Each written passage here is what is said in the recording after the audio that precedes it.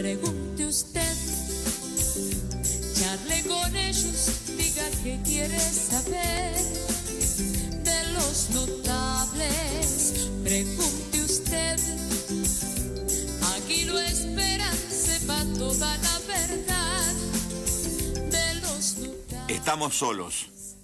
Nos están matando y nos dejaron solos, gritó un ciudadano argentino días pasados, junto a un numeroso grupo de vecinos que estaban protestando por el desgraciado hecho en el que un adolescente de 16 años, que tendría que estar promediando la escuela secundaria, mató a un nenito de 3, que tenía toda una vida por delante. Mientras tanto, los que se creen actuales salvadores de la patria, es decir, funcionarios, exfuncionarios y candidatos a cargos públicos, dicen cosas como estas. Yo me siento con responsabilidades históricas de convocar al reagrupamiento de lo que podría denominarse el campo popular, nacional y democrático. No vamos a aceptar que nos proscriban la posibilidad de competir en las PASO. Es un momento de enfrentar una alianza de 3 partidos políticos. Hay que construir una nueva mayoría para 2019. A los dirigentes se los ve muy ocupados haciendo tratos privados y públicos ante las inminentes elecciones. ¿Cómo no van a dejar solo al pueblo? Se suman los casos de femicidio, violencia extrema, muertes por nada, violaciones, robos a mano armada con armas que finalmente se usan y en los últimos tiempos los ciberdelitos, actos criminales con el uso de Internet y herramientas digitales. ¿Cómo funciona la mente de un asesino? ¿Cómo se va construyendo el cerebro de un violador? ¿Cómo es el perfil criminal de un delincuente que usa herramientas digitales para engañar y acorralar a sus víctimas? Una especialista nos lo va a explicar en la mañana de hoy. Le damos la bienvenida entonces a Laura Quiñones, diplomada en criminología y experta en perfiles criminales y delitos informáticos. Es autora de libros sobre estos temas, asesora de diversas instituciones, fuente de consulta en medios de comunicación y conferenciante internacional. El resonante caso de Fernando Farré, ahora condenado a prisión perpetua por homicidio agravado, disparó un sinnúmero de aristas que se repiten peligrosamente en Argentina y abrió algunas puertas que llevan a oscuros lugares que intentaremos recorrer y entender en la mañana de hoy. Empieza otro programa imperdible de Los Notables. Los notables. Quisiera pasar tiempo con ustedes y tomarlos de la mano como antes. Nada más lindo que tenerlos de la mano con esas manitos que aún son más chicas que la mía. Ustedes tienen un futuro, una vida por vivir. Disfrútenla cada momento. Sigan sus sueños y lo que el corazón les diga. Los quiero, Pa. Con relación a la acusación por homicidio calificado, por el vínculo matrimonial y por tratarse de un femicidio, habiendo reunido 12 votos positivos, declaramos al acusado Fernando Gustavo Farré que es culpable.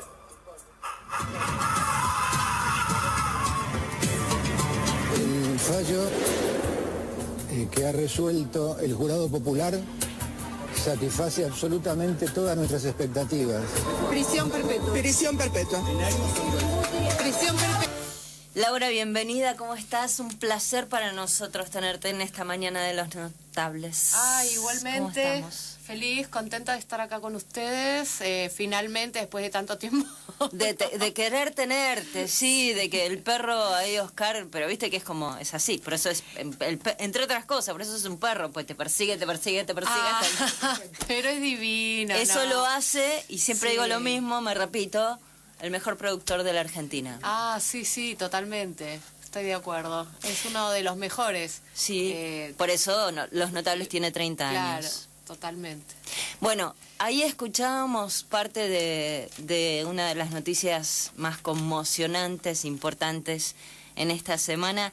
Lo primero que se me ocurre preguntarte es, vos escuchábamos a Farré primero leyendo la carta, esa que a sus hijos, como parte de su último alegato. ¿Le creíste? Yo no leí la carta, es decir, a mí todo lo que haya dicho fuera del lugar del hecho me resulta, ¿cómo te puedo explicar? No reviste la importancia para mí el discurso de una persona como si lo tiene para un psicólogo, por ejemplo, o un psiquiatra. El psiquiatra valora y analiza la realidad psíquica de un paciente, sea real o no sea verdad, ¿sí? El discurso, lo que dice el paciente. El perfilador criminal lo que analiza es la conducta criminal en el acto criminal. Es decir, lo que encuentra son patrones de la vida no criminal a través del acto criminal. Y yo mi conclusión, digamos, desde mucho antes, al momento... A ver, cuando él alega que tenía una locura temporal, es decir, que no sabía lo que hacía una emoción violenta, donde la razón se ve rebasada por la emoción, que precisamente es violenta, destructiva, uno no tiene la capacidad de discernir entre el bien y el mal. Pero eso es emoción violenta. Eso es emoción violenta. No discernís entre el bien y el mal. Perdón. No tenés juicio crítico, no razonás. Eso puede pasarnos a cualquiera. A cualquiera de nosotros, incluso cualquiera de nosotros puede matar en ocasión de legítima defensa. Que no está penado, digamos, por la ley, tampoco por el cristianismo, el judaísmo o el islam. Pero en el caso de Farré, al momento de cerrar la puerta y encerrar a la mujer que iba a matar en el vestidor, es porque, a ver, ¿por qué vas a encerrarte? Porque sabes que vas a hacer algo malo y que van a abrir la puerta para salvar a esa mujer. Ahora, por lo tanto, discernís entre el bien y el mal. Y además de eso, decir que tenía una sevillana en el cuerpo y que había tomado antes de que ella llegara 2 cuchillos de la cocina y los había escondido. Pero en ese pequeño acto, porque los cuchillos, ponele que estaban ahí porque, no sé, alguien los dejó y él los vio y la mató. El hecho de encerrarla en ese momento para que nadie venga a interrumpir lo que estaba haciendo, porque sabía que estaba mal, es ahí donde vos tenés el razonamiento, es decir, del asesino. La no emoción violenta. Perfecto, o sea, estaba en sus cabales cuando... Por supuesto. Que es la conclusión a la que hay que decir, sí. Y por suerte, porque uno siente que se hizo justicia, llegaron estos 12 jurados por unanimidad. Ahora una pregunta más. ¿Qué sucede? Porque nos vamos a meter hoy en la mente, vamos a intentar meternos en la mente de un asesino. ¿Qué es lo que le sucede o qué dice? No, ¿qué le sucede? Pues eso, no sé si, como dijiste vos, a lo mejor lo tendría que decir un psicólogo. Pero ¿qué está diciendo cuando vos en una escena de un crimen tenés, voy a seguir con el caso Farré porque es el caso uno de los resonantes de esta semana, tenés una mujer que recibió, que en las 2 primeras puñaladas que le dio, pues la degolló, ya la había matado. Sin embargo, la siguió apuñalando más de 60 veces. Mató por demás. Ese es un término en criminal profiling que se llama overkill, es decir, matar por demás. Cuando ya la víctima está muerta, vos seguís matando. Esa es una expresión psicológica de un asesino que puede revelar distintas cuestiones que deben ser valoradas, digamos, analizadas en un conjunto de otras cosas. En este caso puntual, vos fíjate que se presenta algo que vos describís que es muy común en todos los femicidios donde la muerte sería por arma blanca, ¿sí? O sea, con cuchillos. Esto es una herida en el cuello, sea o no la herida mortal. Siempre va a haber una frutilla en el postre que es la herida en el cuello.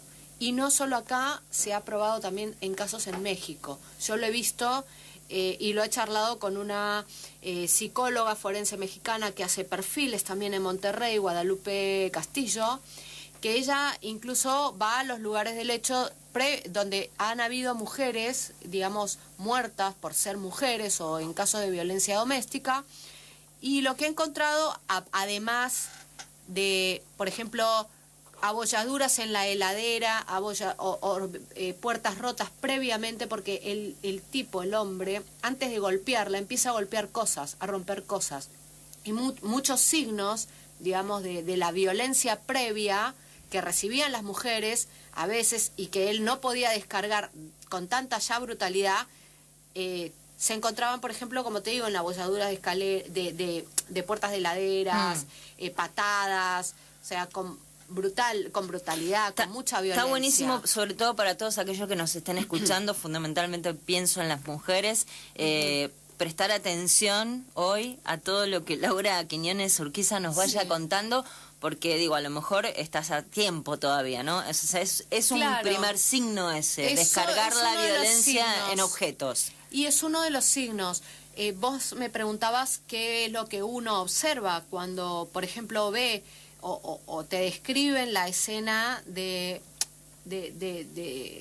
o sea, la lesionología así de esta llama. mujer. Claro, las heridas que ha recibido, que son algunas cortantes, es decir, poco profundas, y otras que son punzocortantes, es decir, profundas. Esto habla de una oscilación en la fuerza, en ejercer dolor al otro, ¿sí? Y muchas veces... no es solo matar, es matar y que sufra. Y claro, porque en realidad por eso dura el ataque, pero el ataque en realidad no dura mucho. Lo que tiene duración es la cantidad de lesiones, la rapidez con que se ejecutan. ¿Se entiende? Sí, se entiende. Es decir, son muchas para solamente ponerle 5 minutos. Es un exceso. Y eso sí te habla de una ira, de un descontrol, pero que no tiene nada que ver con, no sabía lo que hacía, no. Muchos saben lo que hacen y lo hacen de la peor manera. Perdóname, en este caso vos tenés lesiones que están más asociadas a la ira que a la satisfacción sexual o la tortura, por ejemplo. Vamos a hablar de eso también, sí. Vamos a hablar de eso también, por supuesto que vamos a hablar de eso también. Pero te hago dos preguntas por lo que ya dijiste. Sí. Una que es parte de nuestra realidad en la Argentina, no sé si en el mundo, por eso te lo pregunto, si tiene que ver también con un perfil del femicida. Hablaste de que hay en la mayoría de los femicidios, no en todos, recordemos que hubo un momento donde el tema era quemar a las mujeres, vidas. Exactamente, pero en el último tiempo cierto es que el uso de arma blanca es en su mayoría el método que utilizan. ¿Qué está diciendo eso? ¿Por qué con un cuchillo? Y hablaste de la herida en el cuello también. Claro, eso habla de un deseo de confrontar con la víctima. A ver, si yo tengo una persona con la que no deseo confrontar, pero deseo matar, lo que voy a hacer es utilizar un arma de fuego, matar a distancia, para evitar la confrontación, porque yo no sé cuál puede ser la respuesta de la víctima. Yo tuve hace poco un homicidio, una ejecución, donde ya se sabía, porque la víctima, digamos, era conocida en el barrio por ser una persona, como lo describieron algunos, lechervida, pendenciero, o sea, no se quedaba callado, medía casi 2 metros, era corpulento, practicaba artes marciales. Entonces, a todos esos, digamos, rasgos de personalidad, todo ese estilo de vida, lo que hacía era reducir en cierto modo el riesgo de ser agredido cuerpo a cuerpo, pero no el riesgo de ser agredido. ¿Se entiende? O sea, su personalidad hacía que la gente quiera agredirlo, porque era incluso una persona hasta provocadora. Pero el hecho de la confrontación, salvo que sea Yeti, el hombre de las nieves, ¿no? Claro. Pero por eso el arma utilizada para matarlo, para ejecutarlo, no es otra que aquella que puede asegurarle al asesino el control sobre la víctima.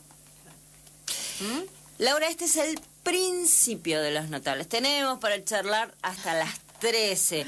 Laura Quiñones Urquiza, que de verdad es una eminencia, es autora de un libro que además tiene, por cierto, el prólogo de una amiga nuestra, de Claudia Piñeiro, que la tuvimos aquí en el programa hace ya, ¿cuántos años, perro? Sí, 6 años. Laura es autora de un libro que te recomendamos mucho, se llama Rastros Criminales, Anatomía del Crimen Violento.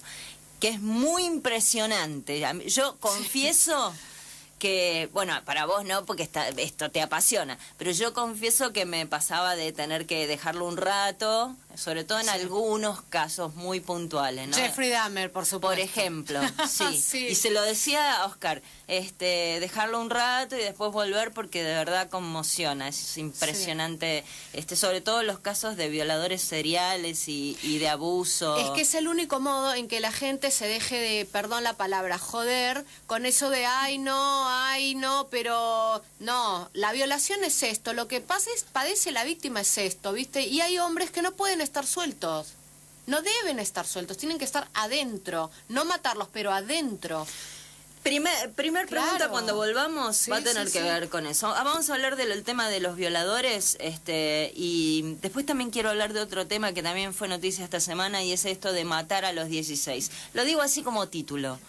Tiene que ver con este nene Agustín, ahí en Lomas de Zamora, niño de 3 años que iba de la mano de su papá, pero fundamentalmente porque no es un caso. Esto de matar a los 16, adolescentes que matan en este caso por 100 pesos, llevaba para pagar la pizza.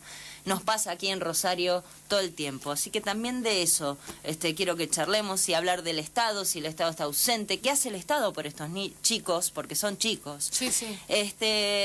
Y el tema de las violaciones, ¿se pueden recuperar o no? Viste que ese es un tema sobre el que todo el tiempo se debate. Bueno, en un ratito lo vamos a estar charlando aquí con nuestra invitada notable, Laura Quiñones Urquiza. ¿Qué maneras tenés de comunicarte? Vos sos parte de los notables, lo sabés. Bueno, nos escuchás primero, si querés, a M830. Si no, en www.lt8.com.ar nos escuchás online desde donde estés. En el 5100-830 los mensajes de WhatsApp y las 2 líneas directas que tienen los notables, 422-9514, 422-9515. Por supuesto, el Twitter, @losnotablesLT8 y nuestro Facebook, Los Notables Rosario.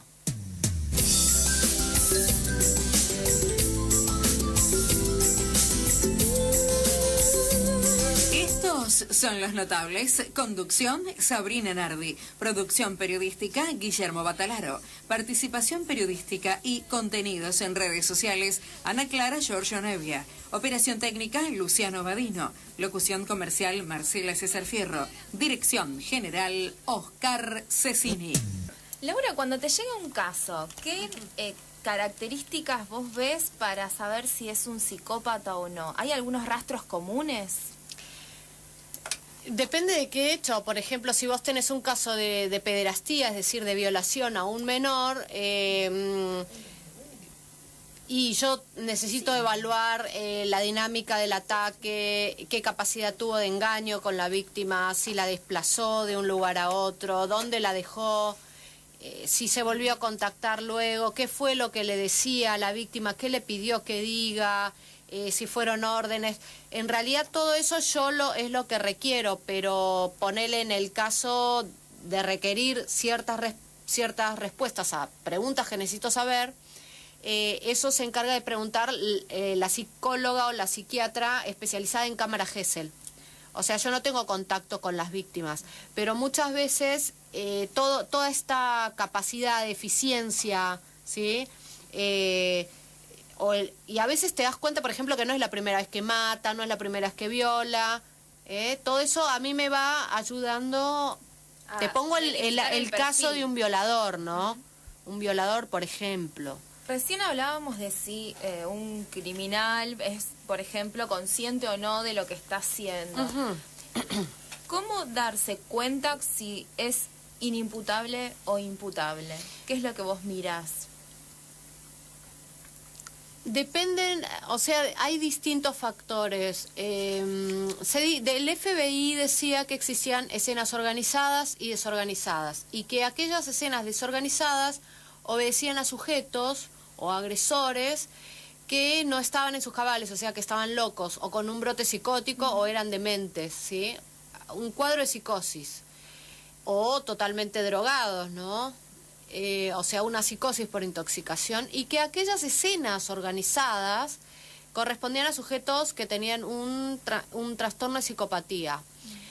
Eso fue, digamos, en los 70, en los albores de la técnica de perfilación criminal, cuando empieza, digamos, a ser tomada en serio en el FBI, en el programa de criminología aplicada del FBI, y empiezan estas primeras investigaciones de John Douglas, Roy Hazelwood, Robert Ressler, que posteriormente Robert Ressler lo que hace es entrevistar gente, asesinos en serie, es decir, el primer perfilador que sale a entrevistar asesinos, casuística.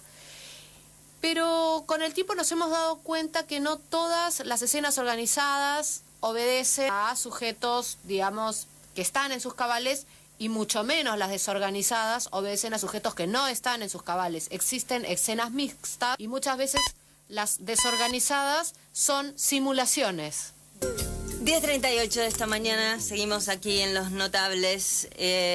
Acordate que nuestra invitada notable es Laura Quiñones. Laura Quiñones Urquiza es autora de Rastros Criminales, Anatomía del Crimen Violento, un libro que te recomendamos muchísimo. Ella está en Rosario porque además está participando de el primer Congreso Argentino de Ciberdelitos e Evidencia Digital, que se está llevando a cabo en nuestra ciudad, que lo ha organizado la red iberoamericana elderechoinformático.com, y la verdad que es un evento muy importante que ha traído mucha gente de muchos lugares del mundo para hablar de esto, ¿no? Que tiene que ver con el ciberdelito, con la investigación digital.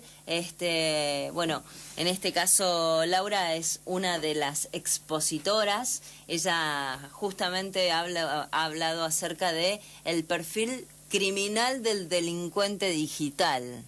Totalmente. Es tremendo. Ahora también pensar en que existe el delincuente digital. Bueno, sabemos que existe. Por supuesto, claro, sí, es muy interesante. Y la red le da, claro, porque es interesantísimo. La red le da como un anonimato y una impunidad que quizás claro, antes no tenía. Por supuesto. Vos sabés que todo esto que vos decís es algo que ya se había estudiado mucho tiempo antes a través del experimento Stanford. No sé si vieron los oyentes, ustedes, la película que se llama Das Experiment, que es, en realidad esto surge de Philip Zimbardo, que es un psicólogo, o sea, un psicólogo social de la Universidad de Stanford, que propone un experimento para ver hasta dónde puede la gente ser digamos, corrompida por el poder, ¿no? Hasta dónde un factor situacional, un factor social puede llegar a corromper a las personas que tienen valores. Entonces lo que propone es hacer un experimento en una cárcel donde iban a ser convocadas personas de determinada edad, creo que eran entre 21 a 35 años, que pasaran un examen psicológico, es decir, que pudiera su psique soportar un experimento de tal magnitud. Ellos no sabían de qué se trataba el experimento, simplemente se los convoca a través de un anuncio en el diario que dice: se convoca a personas para hacer un experimento sobre la vida en la cárcel. Se presentan un montón de jóvenes, algunos pasan el examen, otros no, por tener vulnerabilidad emocional. Aquellos que pasan el examen, el mismo día en que comienza el experimento, son buscados en sus domicilios por hombres disfrazados de policías, que son los mismos compañeros. Claro, los que son, digamos, los que hacen el rol de policías van disfrazados de policías y detienen, entre comillas, a los otros participantes. Tienen los nombres de John Pérez, ponele, y van a la casa de John Pérez y le dice: bueno, usted tiene que venir a la cárcel, queda detenido. Entonces ahí se daban cuenta que empezaba el experimento, pero no sabían de qué se trataba. Una vez que llegan allí, se les asignan, como vos decías perfectamente, los roles. Unos de carceleros y otros de presos.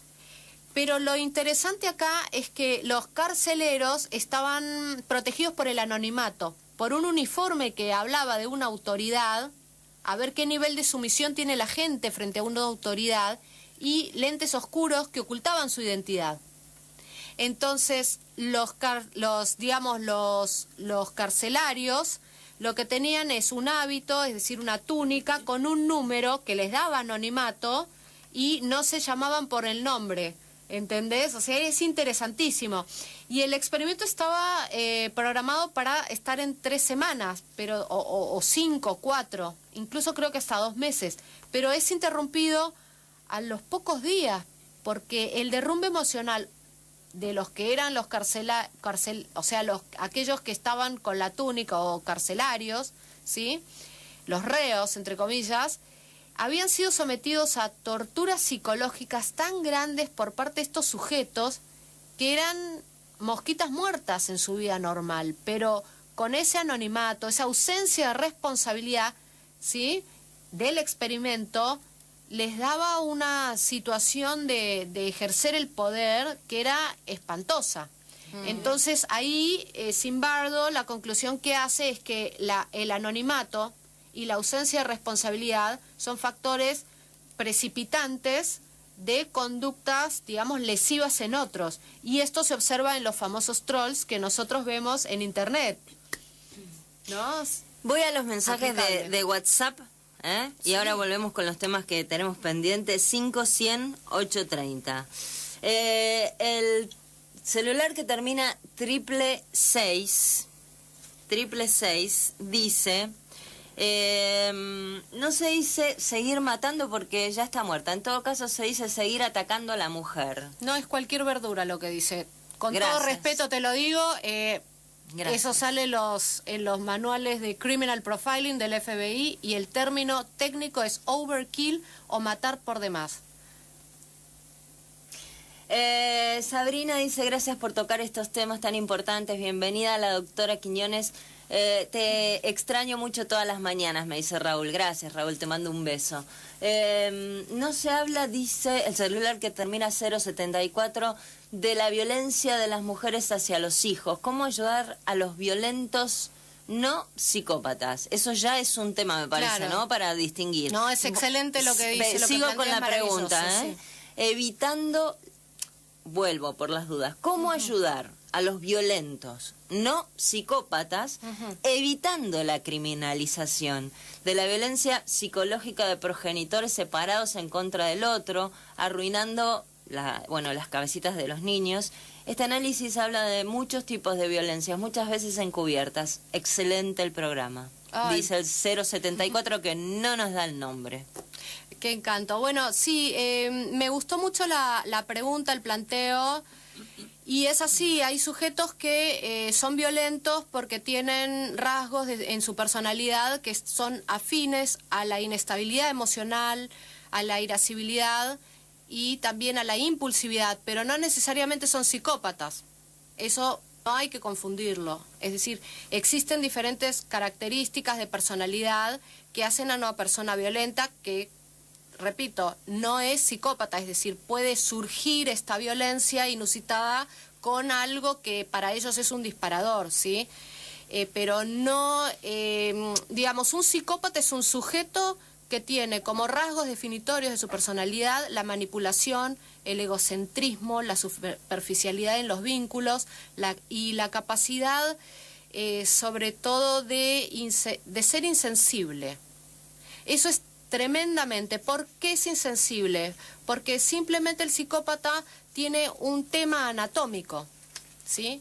El cerebro anatómicamente está formado ya sea por un exceso de cortisol en la infancia, por ser zamarreado o por momentos de violencia o tremendo maltrato.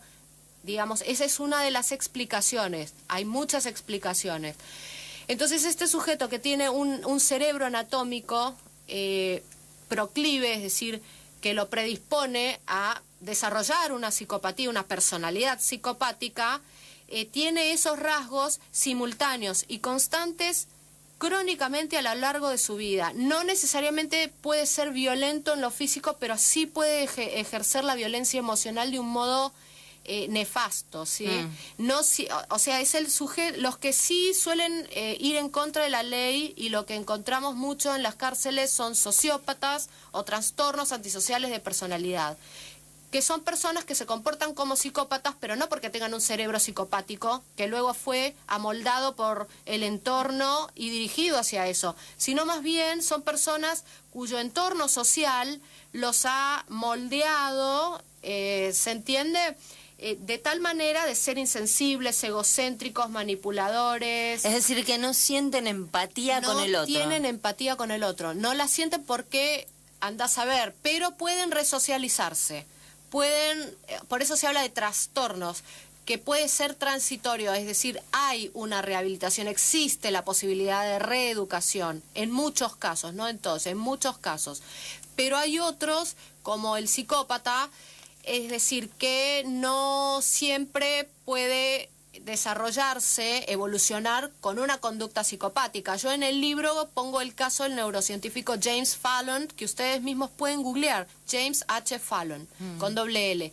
James Fallon es un neurocientífico, como les comenté, que estudiaba las resonancias magnéticas, es decir, los cerebros de los criminales diagnosticados con psicopatía, pero criminales, o sea, que eran asesinos en serie, violadores en serie, de adultos, de niños, gente que había empezado sectas incluso, y todos tenían un cerebro visto a través de las resonancias afín. Pero él lo que hace es, lo que dice, bueno, voy a poner de personas comunes y corrientes a ver si hay alguien para que se vea en un congreso que hay cerebros que son distintos. Entonces se encuentra un cerebro, una resonancia de un cerebro que no estaba contada, o sea, que estaba de más. Y cuando mira bien, era la de él. Él tiene un cerebro de psicópata, o sea, su cerebro es igual al de todos esos psicópatas que él estudiaba. Pero el factor, digamos, social del entorno, del contexto donde fue criado, impidió que él desarrollara. ¿Se entiende esto? Es decir, a pesar de su cerebro psicopático, no desarrolló estas conductas. Lo que estás diciendo es que cuando muchas veces se dice que aquella persona que abusa o que es violento, en algún momento de su infancia también lo ha vivido, algo de cierto tiene. No siempre. Por ejemplo, esa es una defensa muy común en los pederastas, ¿sí? Los violadores de chicos. Que han sido siempre abusados de Y siempre chicos. suelen decir eso. Mira, yo tengo una entrevista que dura 6 horas y media que me llegó a mí de un colega colombiano, a Luis Alfredo Garavito Cubillos, asesino en serie de niños, de más de 150 niños. A ver, él en la entrevista dice que fue violado, pero en un momento le dice, bueno, dígame usted, los cuerpos de los otros niños, ¿dónde están? Porque los padres le quieren dar cristiana sepultura, solo se encontraron creo que 15 o 20. Entonces él dice, bueno, no, mire, yo si hay algún dinero, porque yo estoy empezando en una iglesia. O sea, él se abocó a la religión, pero lo que quiere es seguir negociando con el cuerpo de los chicos para, entre comillas, hacer obras de bien y ser bien visto en su iglesia. Fíjate la simulación de ser una persona sensible, cuando en realidad lo que tiene que decir es otra cosa. Y él dice que él de chico fue violado.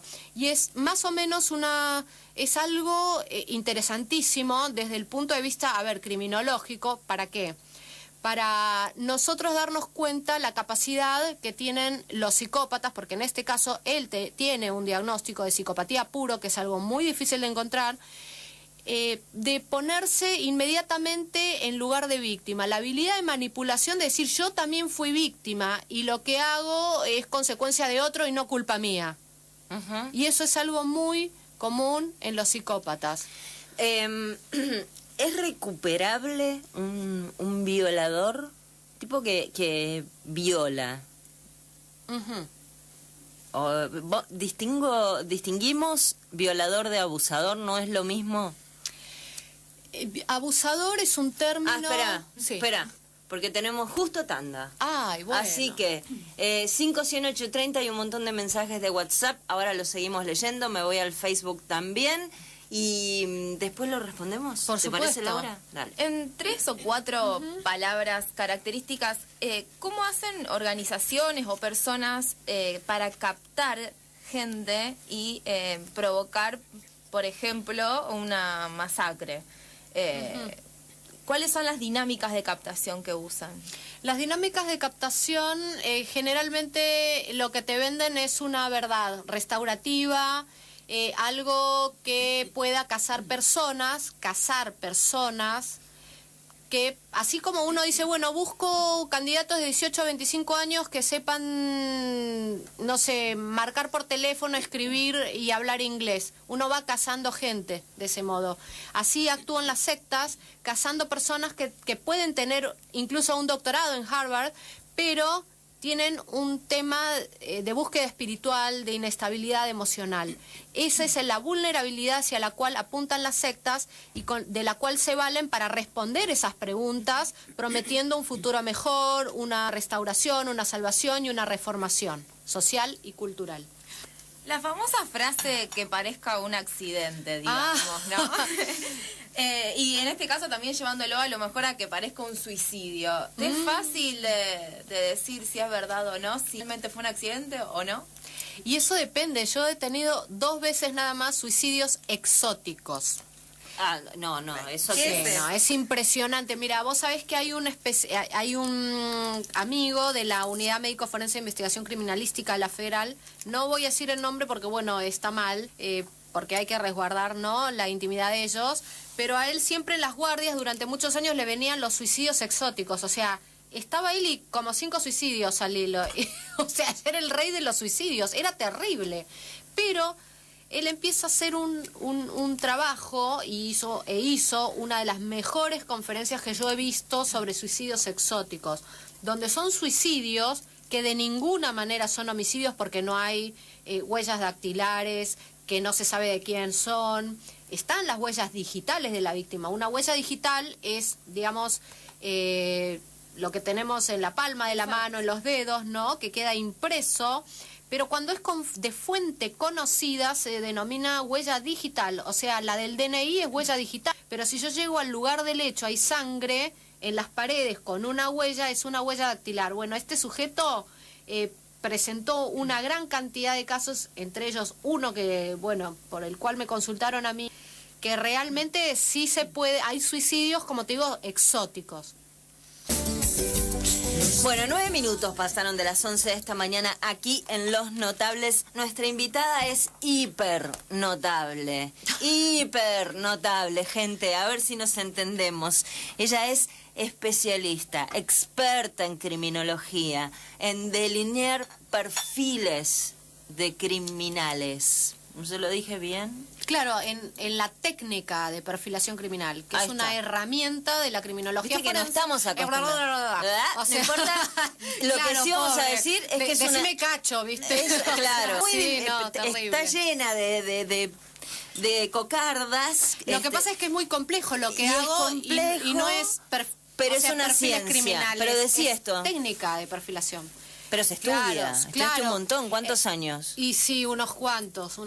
¿Y cuántas veces te fuiste al exterior además a dar conferencias? Un montón. Bueno, sí, por suerte. Digamos eso para bajarlo a la gente. Pues si Claro. yo leo lo que es el currículum de Laura, vamos a estar hasta mañana y a lo mejor incluso no y me vamos voy a... hasta yo, ¿viste? Sí, y no nos Me vamos largo, a estar me regreso. entendiendo.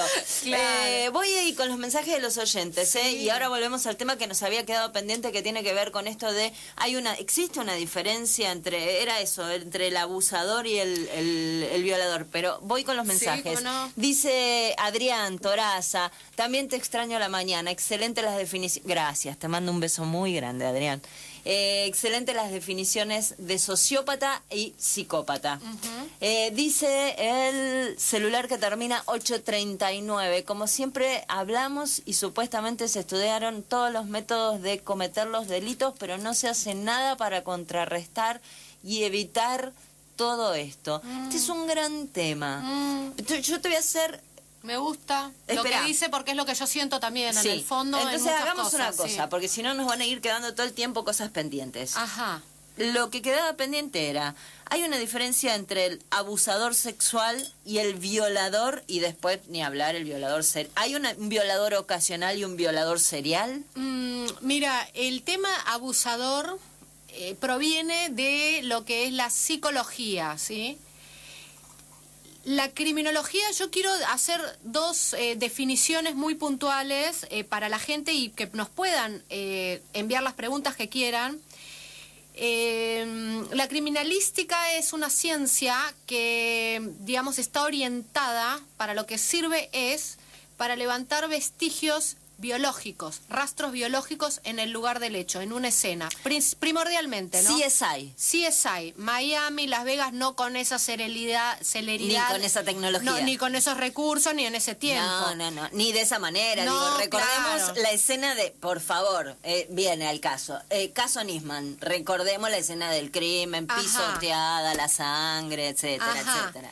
Bueno, o sea, ustedes imagínense un homicidio, ¿sí? La víctima, ponele el caso Nisman. El primero en llegar es el fotógrafo junto al médico legista, el médico de la unidad médico forense de investigación criminalística de la policía, que constata la muerte y dice esto es una muerte dudosa de criminalidad. Desde ese momento en que el médico dictamina una muerte dudosa de criminalidad, empieza la autopsia médico-legal. O sea, no es que va el cuerpo ahí a la morgue. Pero la escena del crimen se resguarda absolutamente. Por supuesto, a partir de ese momento la escena es resguardada por el gabinete criminalístico, que es el que llega con los equipos, esos plumeritos que vemos para levantar los rastros biológicos, huellas, analizar, digamos, las manchas de sangre, por ejemplo, que el luminol. hay. Eso es mucho después. Primero lo que hacen es fotografiar, es decir, congelar la escena, cómo el cuerpo cómo ha sido dejado el cuerpo, el cadáver, por el agresor, por ejemplo. Y lo que analizan básicamente también muchos de ellos son las manchas de sangre. El criminalista especializado en lo que es hematología reconstructiva, lo que nos va a indicar es a qué distancia fueron las heridas, probablemente en qué órgano fueron las heridas y con qué fuerza, cómo han impregnado con manchas de spray o manchas de goteo hemático, que se llaman manchas estáticas de sangre, o manchas dinámicas, que son aquellas que uno ve como si fuese una mancha en spray en las paredes, en los techos, incluso en los pisos algunas. ¿Por qué? Porque tienen una forma particular, una velocidad y una dirección.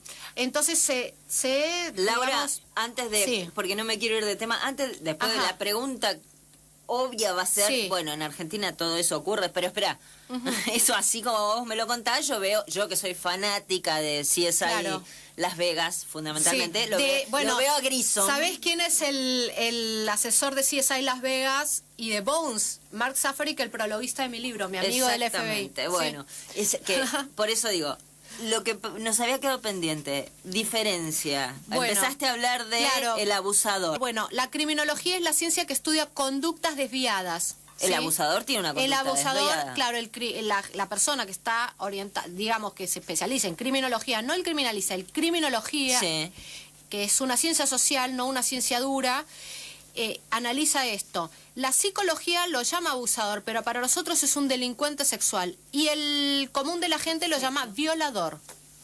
¿Sí? Para nosotros es un agresor sexual, un delincuente sexual. Antiguamente en Estados Unidos se habla de sexual offender, que viene a ser ofensor sexual. La traducción es ofensor sexual, pero en realidad no es el mismo sentido, ¿sí? No es el mismo sentido que ellos tienen en inglés, que es el de agresor sexual o delincuente sexual. ¿El violador puede ser ocasional? Por supuesto, de oportunidad. Porque y no necesariamente serial. ¿Son distintos los perfiles? Depende. O sea, yo lo que me he topado son varios casos. En lo que es criminología forense o en realidad técnica de perfilación. Vos hablás acá en el libro puntualmente, por ejemplo, de que yo no lo tenía presente, el caso de Recoleta. Claro, que era un violador serial, un delincuente sexual serial inimputable, y eso se veía ya desde el vamos en el modo de atacar. Contale a la las gente víctimas. que, como yo no recordaba el caso, pero no leyó el libro, más o menos, rapidito, de qué se trataba. Sí, tipo noviembre, diciembre, creo 2008, había un sujeto que atacaba solamente la zona Recoleta. Es decir, bordeaba todo lo que era el norte, sur, este, oeste de Recoleta, con ataques que eran principalmente cuando las chicas estaban entrando al hall del edificio. O sea, las abordaba, estaba siempre bien limpio, con un morral, parecía alguien de la zona, entonces las chicas lo dejaban que, o sea, cuando ellas abrían la puerta del edificio, él entraba, y lo que hacía básicamente era atacarlas sexualmente con toqueteos en el hall del edificio. Es decir, él no se desplazaba a los departamentos de las víctimas, no las amenazaba con un cuchillo, su tema era el froteurismo, el tocar a la víctima, ¿sí? Cuando él tiene un momento en que intenta tomar una parte activa, o bueno, pedía masturbaciones, felaciones, cuando él intenta tomar una parte activa y acceder carnalmente a una víctima, pierde la erección en muy poco tiempo. Es decir, que él en una parte activa de hombre potente, digamos, consumar el acto sexual, no podía. Él estaba, digamos, en lo que dicen los americanos, el foreplay, el juego previo. Estaba estancado ahí. Y por lo que verbalizaba, todo eso, digamos, la falta de miedo, que parecía un desafío, pero era muy pobre en el aspecto de no cuidar su identidad, es decir, ser identificado y recordado por todos. Una persona que desea perpetuarse en el delito, en la serialidad, digamos, lo que va a hacer es proteger la identidad, tener un escape efectivo, que en eso no fallaba el violador de Recoleta, en el escape efectivo. Y la comisión del delito, digamos, tampoco yo estaba en un sí, falla, no, porque él estaba estancado, o sea, lo único que le importaba era el juego previo. Entonces, desde ese punto de vista estaba ok, él estaba bien, él tenía una parafilia, es decir, un modo de obtención de placer distinto, ¿se entiende? A lo que muchos ¿A cuántas mujeres apuntan. atacó? Y más de 10, si no me equivoco, más de 10. Y a mí me interesó el caso, yo me acuerdo haberme acercado analizando el desplazamiento geográfico criminal, porque existe, digamos, en lo que es la técnica de perfilación criminal. No sé si alguno de los oyentes vio la serie Numbers que se transmitía por AIE. Esa serie está basada en un amigo mío que es Kim Rosmo, que es un criminólogo, matemático, psicólogo y sociólogo canadiense, que analiza con fórmulas matemáticas el desplazamiento de un agresor serial y puede, digamos, predecir sus próximos lugares a atacar. Entonces, bueno, basándome en eso y en todo lo que decían las víctimas de los ataques, me acerco a una fiscalía y, bueno, elaboro el perfil, o sea, con lo que ya tenía confeccionado, y le digo, mira, el atacante es más o menos de estas características, puede tener este estilo de vida, me parece que vive en un barrio al sur, porque es al sur de Recoleta, donde es mucho más asertivo, mucho más, digamos, eficiente. Y en efecto, y le digo, y seguramente ha salido hace muy poco de algún neuropsiquiátrico, probablemente en la unidad 20. Y te juro que al mes lo agarran al sur, en Caballito. Para que se va a notar mi fanatismo terrible. por algunas series. Sí. SOS Criminal Minds. Y más o menos. El Eso FBI que perfila y Claro. así encuentra, por supuesto, a los asesinos. Es Sí, sí. increíble cómo eso ayuda, ¿no? Cómo va Sí. despejando Sí, el sí. camino para llegar a quien Sí. comete el delito. Claro, por ahí a mucha gente, a ver, puede parecerle de mal gusto cuando yo hablo. Y es que yo, he perdido el norte. Espera que te voy a leer uno. He perdido el norte. A ver, yo miro autopsias, ¿entendés? Comiendo sanguchitos. Y ya sí. es como que no... Como el cirujano. Claro, no tengo Soy hija de norte. Por eso siempre pido que me conozco un vean, poco. me censuren las imágenes en las conferencias. Yo te voy a leer un mensaje de WhatsApp, acordate, 500-830. El 543 dice, excelente el programa, muy interesante. Y el 931, que lo escribe, no hace falta que lo escriba 2 veces, Betty, ahora lo iba a leer. Dice, no me parece de buen gusto el tema. No den temas que den ideas a estos enfermos. Sí. Para que yo lo termino, sí, para sí. que ella se sienta que lo leímos completo, Sí, por ¿sabes? supuesto. Esto se debe debatir en consejo, en diputados, bueno, o en organismos especializados. Bueno, sí, qué sé yo. Y Lennon Claro. imaginó un mundo O sea, sin me fronteras. parece excelente. No por sí, sí, lo radio, que pone, dice, sí. el difundir que lo hacen con placer u odio, Ajá. o por lo que fuese, no está bueno. No todos los escuchas tienen capacidad de escuchar este tema. Bueno, nosotros siempre, esto voy a hacer una aclaración en lo personal y además sé que Oscar Cecchini coincide conmigo. Nosotros siempre nivelamos para arriba, nunca subestimamos. Y Oscar no lo ha hecho en estos 30 años que tienen los notables a nuestros oyentes. Jamás.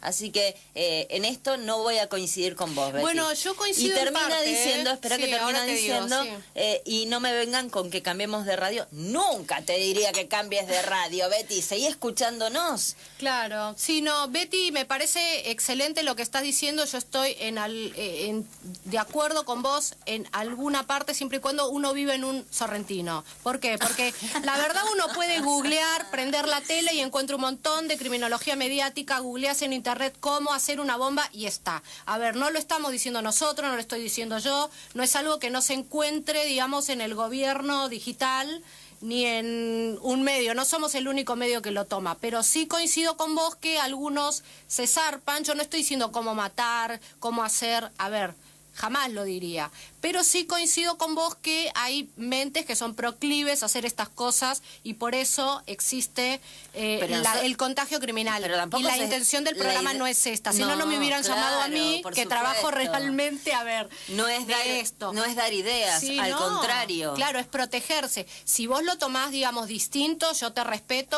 y por supuesto siempre está la opción de cambiar de dial no y de cambie que nos nada. cuentas. No claro, cambie sí, nada. no, yo coincido con ella en lo que dice, a lo mejor en alguna Betty, parte, claro. escuchando el programa, puede encontrar interesante Sí, o no. sí, Bueno, no sé, igual yo te mando un beso, Betty. Lo único que sí te hago es aclaración. No coincido en que pueda haber gente que no entienda. Nosotros en Los Notables permanentemente nivelamos para arriba y nunca subestimamos a nuestros oyentes. Claro. Por eso siempre traemos invitados de excelencia.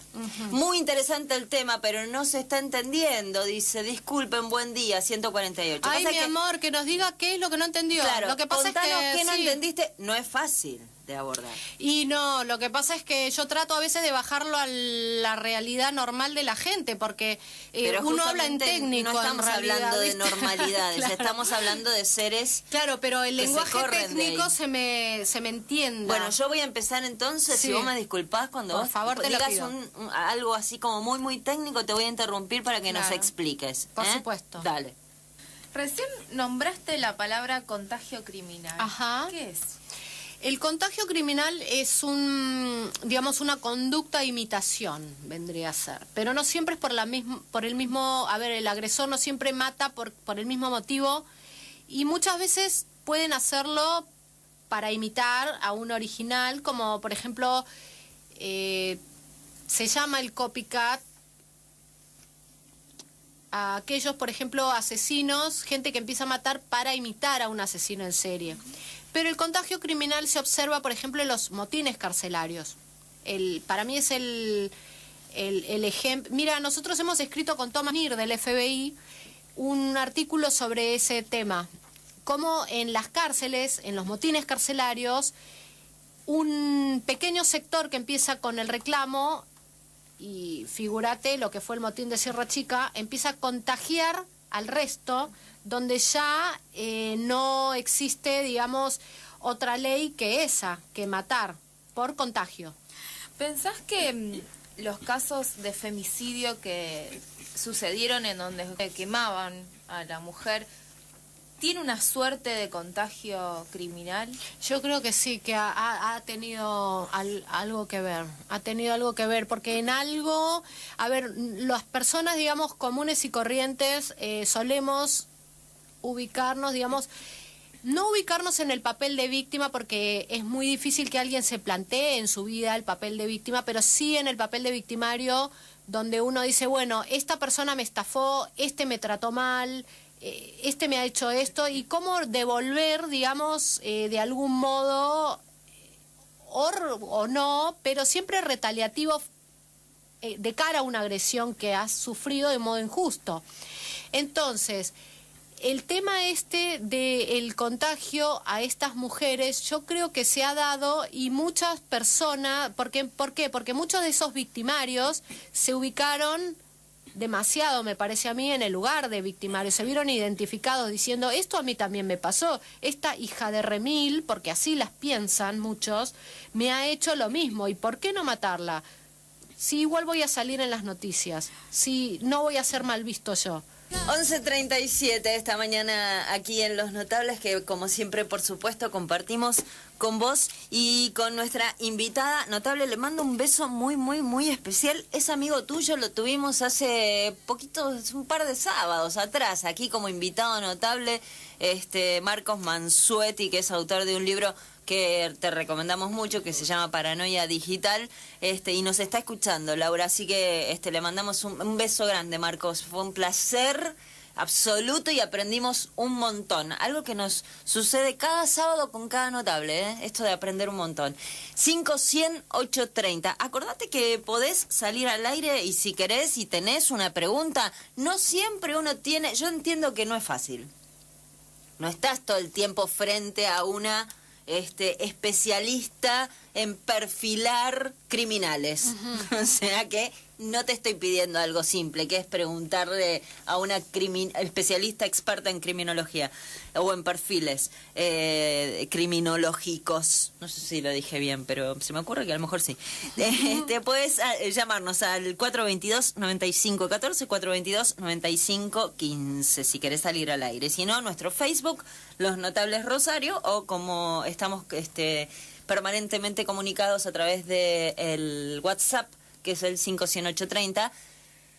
Me faltó decirte que Laura Quiñones Urquiza es autora de un libro que te recomendamos mucho si te gustan estos temas, y te recomendamos mucho también si no te gustan, porque es muy interesante de leer, que se llama Rastros Criminales, Anatomía del Crimen Violento. Dice el celular que termina 271. Buen día, un programa genial. Espera que estoy por toser, por las dudas. Ya está, ya tosí, ya pasó. Escuché el del sábado pasado con el negro Lavie. Dice, fui a ver Jekyll and Hyde. Ah, vos haces todo lo que nosotros te recomendamos. Este sábado ayuda a conocer y observar las pasiones más bajas. Mirá qué linda manera de decirlo. Hermoso. La maldad como parte de lo humano. 2 programas que nos llevan a la reflexión. Gracias, muchas gracias. Gracias a vos por estar ahí del otro lado. ¿Te comento algo? Sí, porque ¿sabés qué? Ahí está Oscar, me está avisando. Yo quiero que vos cuentes un poco de quién se trata. ¡Wow! Sí, estamos haciendo una conexión con México. No. Todos de pie. ¿Sí? Todos de pie. Sí, todos de pie. Es el doctor, yo te lo voy a nombrar. Señoras y señores que nos escuchan de pie, escuchando. Porque vamos a escuchar una gloria a nivel mundial, y dicho por gente del FBI, un mexicano, que es una gloria a nivel ciencias forenses, pero que ha logrado cosas que nadie ha logrado en el mundo. Es el doctor Alejandro Hernández Cárdenas, que está en este momento en comunicación con nosotros. ¿Cómo le va, doctor? Mi nombre es Sabrina, estoy con Laura Quiñones aquí, que acaba de decirnos simplemente que a mí me da como hasta pudor ahora hacerle una pregunta, porque me dice que usted es una eminencia. Sí, o sea que, buen día, ¿cómo anda? ¿Cómo le va?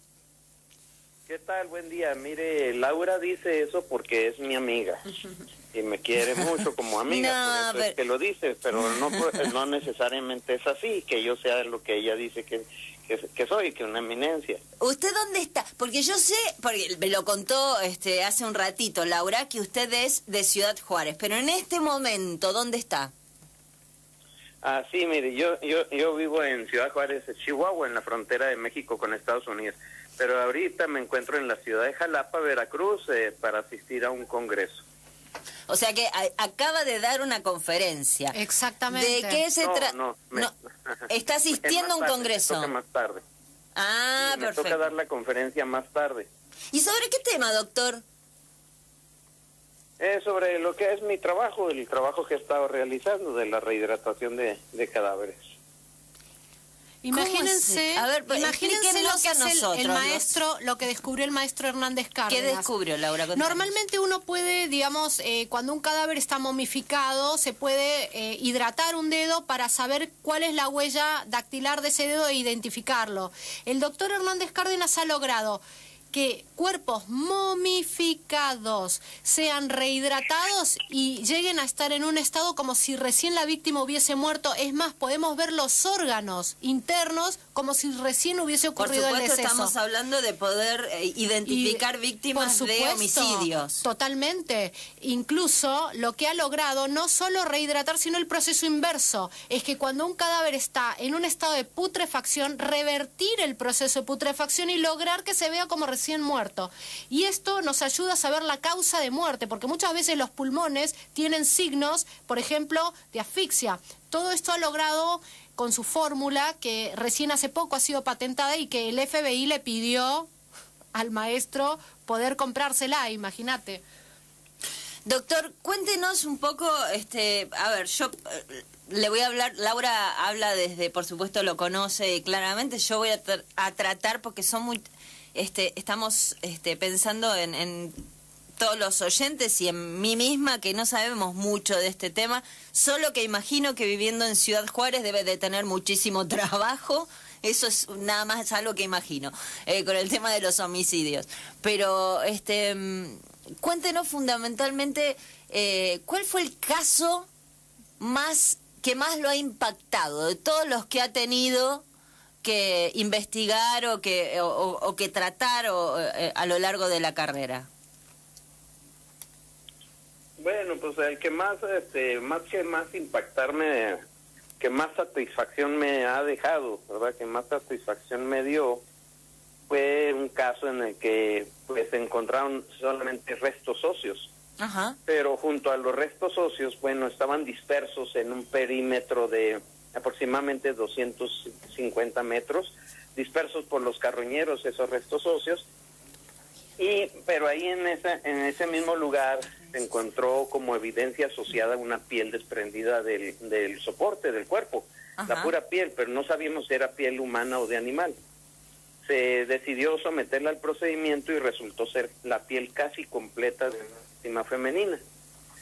Ahí pudimos encontrar las causas de la muerte, que si no hubiéramos podido rehidratar esa piel que estaba acartonada, momificada, los restos óseos no nos daban una causa de muerte. Uh-huh. Entonces ya en la piel pudimos encontrar la causa de muerte y pudimos determinar que había sido, aparte de asesinada con arma blanca, había sido mutilada, sus extremidades habían sido amputadas. Entonces, afortunadamente la investigación llevó a la detención del culpable y al poder demostrar la causa de muerte, pues sí se pudo sentenciar. De lo contrario, si no se hubiera podido determinar la causa de muerte, pues no se podía demostrar el homicidio. Uh-huh. Y ese criminal andaría libre. No, doctor, escuchándolo a usted, se me ocurre, no existe el crimen perfecto, eso ya quedó atrás, a partir del avance de la ciencia y de los expertos. Es bien sabido que no existe el crimen perfecto, existen malas investigaciones, ¿verdad? Claro. Ese es el problema. Uh-huh. ¿Y las malas investigaciones tienen que ver con también las políticas de los distintos estados, doctor? Pues lamentablemente todo tiene que ver con las políticas, ¿verdad? Si son políticas positivas va a haber resultados positivos. Si son políticas mal llevadas, pues las cosas no van a salir bien. Uh-huh. Fundamentalmente pensando en la capacitación de los recursos, ¿no? Para que lleguen adelante esas investigaciones. Pues sí, y en la honestidad del manejo de estos recursos. Claro. En el caso de... Nosotros en la Argentina estamos teniendo un problema efectivamente muy grave con el tema de los femicidios. ¿Qué pasa en México? Bueno, lamentablemente la situación de los feminicidios no es exclusiva de un solo lugar, como... se ha estigmatizado mucho a Ciudad Juárez por los feminicidios. Ajá. Pero es que en realidad ahí fue donde se acuñó este término de feminicidio por una serie de asesinatos de víctimas femeninas, de mujeres, y los cuales se dieron a conocer a nivel mundial. Pero pues sabemos bien que la violencia contra la mujer es universal. Uh-huh. ¿verdad? Y ahora ya cada vez pues se va aplicando más este término en otros países. Eso es lo que sucede realmente. Y pues es muy lamentable que prevalezca y que vaya en incremento la violencia contra mujeres. Le hago una pregunta, maestro. ¿Qué lo lleva a usted a experimentar? Porque lo habitual era reconstruir un dedo, o sea, rehidratar un dedo. Más allá no se iba. ¿Qué lo lleva a usted de la odontología forense hacia lo que es la medicina forense y a lograr este gran descubrimiento mundial? ¿Qué lo motivó? Bueno, como lo dice usted, yo soy odontólogo forense, soy médico cirujano dentista de carrera de origen, con una especialidad en odontología forense, y como tal es mi contrato, es lo que yo trabajo en realidad. Soy odontólogo forense en la Fiscalía General de Justicia del Estado de Chihuahua. Pero cuando estudié la especialidad me enseñaron esas técnicas muy conocidas para rehidratar pulpejos, que hay en todo el mundo excelentes peritos, como lo decía hace unos meses en otra entrevista. Ahí en Argentina hay una persona excelente, Sergio Girotti, el cual tengo el honor de conocer y ser amigo de él. Es excelente rehidratando dedos, pulpejos. Yo aprendí esas técnicas y las empecé a aplicar. Al estar yo en odontología forense, estaba en el área de identificación humana. Claro. Pero a mí no me daban resultados satisfactorios esas técnicas de rehidratar dedos. Además, si logramos rehidratar un dedo y no se cuenta con un registro de esa huella dactilar, pues el cuerpo va a seguir sin identificar. Claro. Al no obtener yo los resultados satisfactorios, empecé yo a hacer mis propios experimentos y logré dar con una fórmula que me dejaba un dedo completamente momificado en un estado que parecía un dedo recientemente amputado a un cadáver fresco. Entonces dije, si el dedo queda así tan bien, tan bonito, tan natural, ¿por qué no pongo la mano completa? Después, ¿por qué no pongo un brazo completo? Después, las pieles que se encontraban así desprendidas. Y al final de cuentas empecé a trabajar con cuerpos completos. Y de esa manera logramos recuperar muchísimas características para identificar a la persona, aun cuando no exista un registro de su huella dactilar. No, es Podemos encontrar lunares, cicatrices, tatuajes. Lunares, tatuajes. No, es impresionante, doctor, lo que está contando. No, es impresionante. Y después pudimos notar que además podíamos recuperar las características de las lesiones, lo cual pues también es muy importante. No solo es importante la identificación de la víctima. Claro, sino además de qué manera murió. Claro, la causa de muerte. Porque si no podemos determinar qué le causó la muerte, aunque tengamos una clara sospecha o el señalamiento sobre alguien que nos digan, él lo mató, pues tenemos que demostrarle científicamente cuál fue la causa de la muerte. Doctor. Entonces, afortunadamente, con este método podemos identificar causas de muerte violentas por medio de traumatismos o causas de muerte naturales cuando son patologías las que provocaron la muerte. Ni más ni menos, doctor. Le hago dos preguntas. Una es mía y la otra le voy a transmitir la de un oyente, alguien que nos está escuchando y que me parece pertinente. De todos modos, más o menos van dirigidas al mismo lugar. La mía tiene que ver con este método que usted nos está relatando y que Laura decía incluso el FBI lo quiere para sí. ¿Es costoso? ¿Es muy costoso? No, realmente no es muy costoso. O sea, si nos ponemos a hacer una comparación, por ejemplo, el ADN, que sabemos que pues es una excelente prueba para identificar, pero es muy, muy costosa y realmente los reactivos para hacer un intento pues pueden llegar a ser hasta $1,000. Y solamente nos va a dar un resultado genético que se pueda cotejar con familiares directos, padres o hijos. No nos va a dar más información. Y por este método, rehidratar un cuerpo completo está saliendo pues mucho menos de $100, como $80 aproximadamente, rehidratar el cuerpo completo. Y ese cuerpo completo nos va a dar toda una gama de características para poder identificar a esa persona y además sus lesiones. Nos va a hablar de su historia de vida también al presentarnos sus cicatrices y todo eso, la edad y muchas otras características. Entonces, pues realmente eso es barato. Si estamos hablando que cuesta menos de $100, rehidratar o revertir la putrefacción de un cuerpo completo. Y ahora le voy a trasladar la pregunta del oyente, celular que termina 474, dice, me gustaría la opinión del maestro Alejandro Hernández Cárdenas de Ciudad Juárez sobre el caso del fiscal Alberto Nisman. Doctor, no sé si usted está al tanto del caso del fiscal Alberto Nisman aquí en la Argentina, el fiscal muerto aquí en la Argentina. He escuchado algo sobre eso. He escuchado algo sobre eso, pero realmente, pues, de escuchas o de opiniones así aisladas, no podría yo emitir un juicio. Un juicio de valor no, pero sí un método, a mí se me ocurre. Digo, estamos ante un caso donde todavía, a más de 2 años, no podemos saber si se murió, se suicidó o lo mataron, básicamente, lo reduje.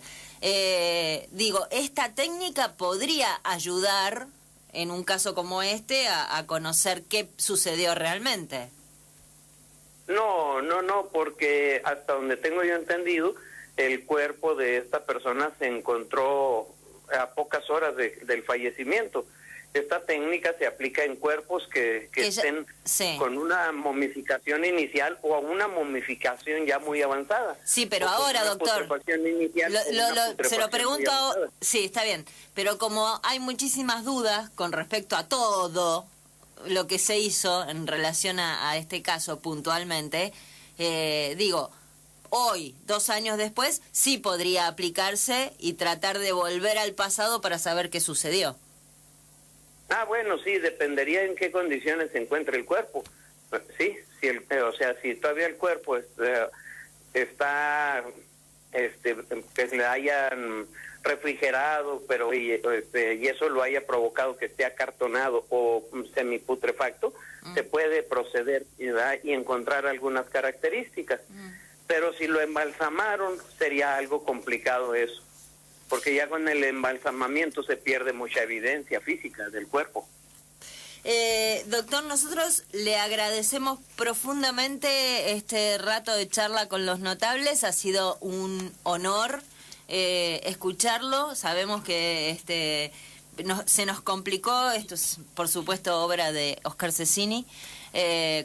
Pero le agradecemos muchísimo y, bueno, nada, un honor para nosotros hablar con usted. Agradezco yo la oportunidad y el honor es para mí. Realmente yo cuento con muy buenos amigos de allá de la Argentina, colegas, entre ellos esta señorita Laura, a la cual le agradezco que hable también de mi trabajo y de mi persona. Le mando un fuerte abrazo y pues he tenido la oportunidad de estar en Argentina, un país hermoso y bonita gente. Bueno, muchísimas gracias. Un beso grande. Muchísimas gracias a usted por atendernos. Gracias, doctor. Gracias, hasta luego. Un abrazo. Hasta luego, Laura. Gracias, Bye, un besote enorme. Gracias, maestro. Bueno, ahí lo escuchaba, sea el doctor Alejandro Hernández Cárdenas. Pero Laura, tráelo para que empiece a enseñarle a los científicos argentinos. ¿Sabes cuánto descubriríamos? Sí, es impresionante. O sea, ir a una conferencia de él y ver el estado en que le traen los cuerpos. Porque vos figúrate, y lo invito al oyente que nos ha seguido hasta ahora, o sea que tiene cierto estómago, ¿no? Para seguir lo que yo sé, lo que puedo transmitir. Fíjate un cuerpo de una mujer o de un hombre, un cadáver en el desierto de Ciudad Juárez, en 2 días tiene un estado de momificación, de deshidratación tan impresionante que podría llegar a ser un cuerpo de 2 meses acá en Argentina. O sea, tarda en 2 días lo que en otros lugares puede tardar hasta 6 meses incluso. Laura, Mario Piegaya, a través de la fanpage de Los Notables Radio, esto en relación a la pregunta anterior que estuvimos hablando en la tanda sobre el contagio criminal, pregunta si no se considera la posibilidad de contagio a través de la adicción, principalmente con los suicidios que hay en otros países y los vemos acá. Por eso el tema del suicidio es un tema que tengo entendido por lo que por lo que sé por amigos periodistas, que es un tema que no se debe tocar en un medio de prensa y mucho menos con alguien que no tenga cierta especialidad y cierto cuidado. para evitar este tipo de alternativas, ¿no? Pero me gustó mucho la valoración y la apreciación que él da. Es así. Una característica que se distingue entre un sicario y un asesino serial. Ah, mira qué linda pregunta. En realidad un asesino en serie es aquel sujeto que mata por una necesidad psicológica y porque lo que obtiene con matando es una satisfacción emocional. En cambio el sicario mata por lucro o por tener una posición de poder en algún grupo de mafia o alguna banda, por ejemplo.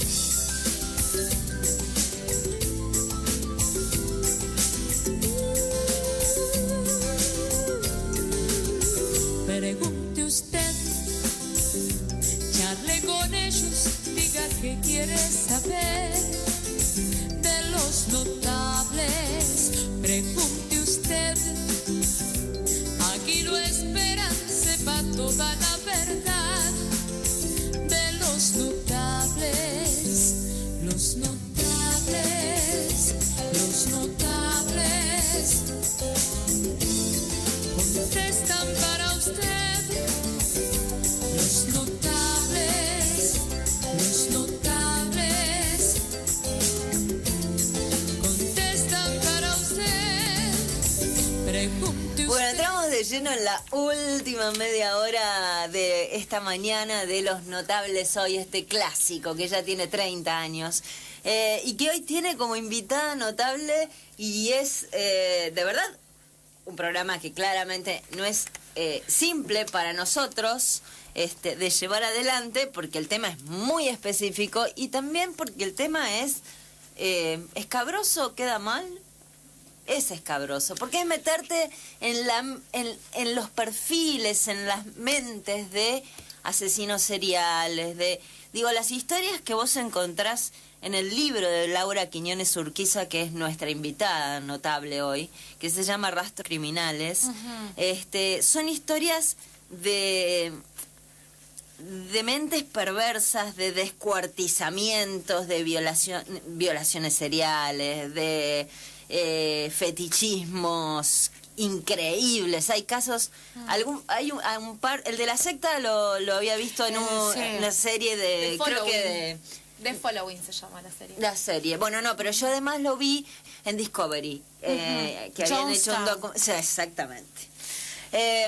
Y está todo analizado a partir de los archivos del FBI, y yo acudí para hacer ambos libros a las fiscalías, digamos, que investigaron estos hechos, y he tenido acceso a las autopsias, fotografías, etcétera. Bueno, por eso imagínate que después charlarlo, viste, no es fácil, no es tan simple, es un tema difícil. O sea, si la gente, quiere cambiar de dial, no me ofendo. Eso no se dice nunca, jamás en radio se dice eso. Y te voy a leer algo. Celular que termina en el 500-830. Celular que termina 075. Dice, buen día, excelente programa. Sabri, el programa completo de hoy, ¿lo suben en la web? Lo subimos en el Facebook, por supuesto, como hacemos siempre durante la semana. Anita te lo sube el Facebook de Los Notables Rosario, o la fanpage Los Notables Radio, y en cualquiera de los dos lugares vas a encontrar el programa completo. Se hace siempre a lo largo de la semana. Lo vas a tener, para que veas, para que no digas más a nadie que haga nada. Al contrario. Después yo estoy obviando todos los que tienen que ver con cuestiones ideológicas que no estamos tratando hoy y no están en juego. Estamos hablando de otra cosa. Te pregunto algo, porque hoy hemos hecho referencia, de hecho, dije, a muchas películas, a series que vemos. Existen, no me voy a acordar el nombre, Anita, si vos te acordás y la viste, o por ahí Laura, si vos te acordás y la viste, o algún oyente que se acuerde y la vio, me dice el nombre. Yo soy malísima para eso. ¿Existen realmente casos de personas que tienen varias personalidades o múltiples personalidades y efectivamente una desconoce a la otra? Y digo, divorciadas. Claro, como si una estuviera separada de la otra. Cuando realizan algo, la otra personalidad no tiene idea, de verdad. Digo porque hay una película donde él es un psicólogo. Las caras de Eva. ¿Cómo? Las caras de Eva, las múltiples caras de Eva. No. Hay una nueva que se llama Split, que está... No, sé no si es todavía nueva. estará en cine, No, que chicas, tiene 23 personalidades. No es nueva, trabaja maravilloso. Díganme los tres Bueno, los mejores oyentes que lo googleen y nos avisen, por favor. Ahora te voy a decir quién es el actor. No, el actor es uno está Dustin Hoffman, está él, que no me sale ahora ni el nombre, y con una nena. Él es el papá de la nena es chiquita, papá soltero, viudo, perdón. La nena es hiper famosa también, trabaja muy chiquitita, ya me va a salir el nombre, no me acuerdo el nombre de la película es excelente, no voy a contar el final, pero trata de eso. ¿Existe eso realmente? Mira, quien empezó a investigar esa personalidad y quien supuestamente tuvo una paciente así que se llamaba, digamos, Eva, fue Herbie Clicky, que es quien escribe el primer libro sobre psicopatías y sobre psicópatas, inspirado en todos los pacientes que le llegaban, ¿no? Se llama La Máscara de la Cordura, y posteriormente hace un libro basándose en una paciente que él tenía, que precisamente él presumía que tendría trastorno de personalidad múltiple, que es un trastorno que es donde hay una alteración de la identidad del yo, ¿sí? Es decir, de la conciencia del sí mismo. Y con el tiempo se dice que ese trastorno no existe. O sea, que nadie tiene una multiplicidad de personalidades que están divorciadas una de la otra y una desconoce a la otra, que son todas actuaciones o histrionismo y que pertenecen al espectro de la neurosis, es decir, de una persona común y silvestre, pero que llama la atención a través de eso. Uh-huh. Robert De Niro es el actor protagónico que hace de analista. Y Charlie, ¿no es la película? Lo estoy buscando. ¿Que se escondía en el placar la chica, la nena? No contemos más. Bueno. Por las dudas, pues si alguien no lo vio, pero lo estoy buscando. Si te acordás, es impresionante la peli, está buenísima. La recomiendo. Ahora voy a ver cómo se llama y te la voy a decir, pero ahora eso sí te aseguro. Es Robert De Niro el protagónico, el actor protagónico que hace de psiquiatra, no psicólogo, con personalidad múltiple. O sea que efectivamente eso existe.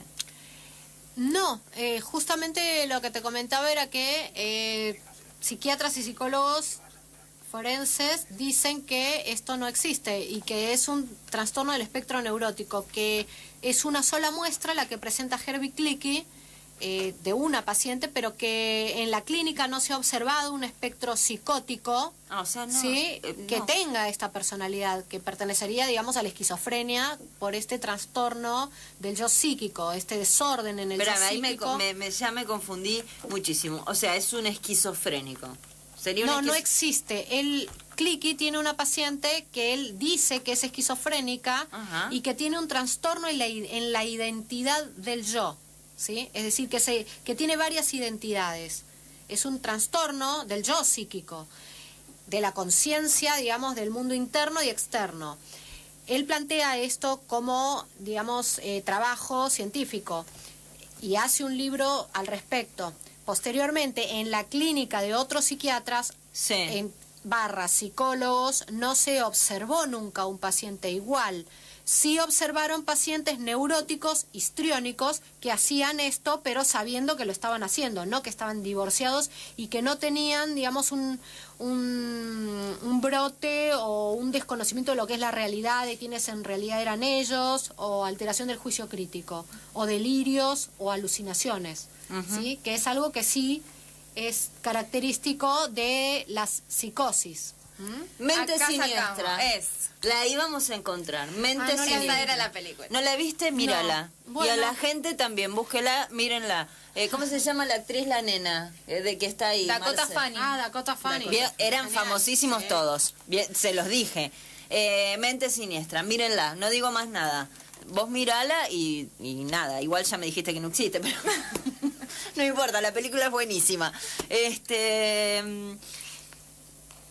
qué manera? A ver, algo que me quedó pendiente con respecto al tema de de personas que cada vez más jóvenes matan. En la Argentina no tenemos mucha noción, mucha información sobre asesinos seriales. ¿Es por qué? Porque no se investiga, porque hay muchas cosas muchos homicidios inconclusos, o sea, no podría yo decir si hay o no hay. A mí me da la impresión que hay, pero bueno.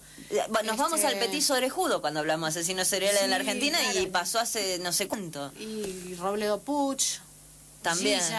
Gilla Murano. Han traspasado, pero hay otros asesinos en serie que a mí me resultaron interesantes como sujetos de estudio. Por ejemplo, Marcelito, el asesino en serie del Bajo Flores, con 7 víctimas, todas con arma de fuego. Me parece que en el medio quema 2 personas vivas en un contenedor, 2 pordioseros, digamos, que él llama pordioseros, pero que vendrían a ser lincheras, ¿sí? Pero eso se da cuenta que no es lo suyo, entonces empieza a rezarles a la muerte por protección y sale a matar personas. Gracias, se llama Mente Siniestra, pero al decir que sufre de personalidad múltiple, contaste el final. Sí. Che, bueno, no me reten. Perdóname, tenés razón. No, a mí me están retando, no a vos. Sí. Tienen razón, no me reten, no importa. Igual vale la pena mirar porque no sabemos quién sufre. O sea, el premio, el Martín Fierro de Oro, el spoileo, es para... Acá, no, pará. Bueno, ay, los quiero. Sí, saben los oyentes que nosotros los queremos muchísimo. El 919 tiró un montón. Todas las de Niro fue tirando. Fragmentado la última peli. Buenísima. Después dice, la de Niro era Cabo de Miedo. Ah, psicópata de primera línea. Sí, pero no es la que yo decía, ¿eh? No. ¿Ahora vamos a contar Cabo de Miedo? No contemos ese final.